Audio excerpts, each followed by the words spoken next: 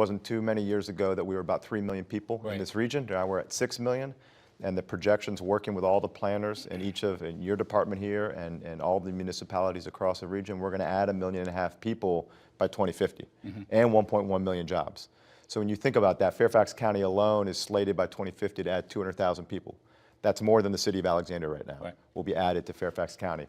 Obviously, housing is an issue. I mean, I mentioned moving back to the hometown I grew up in last summer, and there wasn't many homes available. Obviously, interest rates were an issue, giving up the mortgage rate I had and getting a new one, but there's just not enough units, and they're certainly not affordable. So many of the folks I went to then T.C. Williams can't afford to live in the hometown that they grew up in. So if we're gonna keep growing and we're gonna keep adding jobs, and the adding jobs part's important when you're trying to recruit a company, and you all do a great job out here in Fairfax County doing that.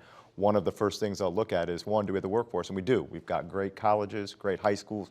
We've got smart, dynamic workforce. Can they live here?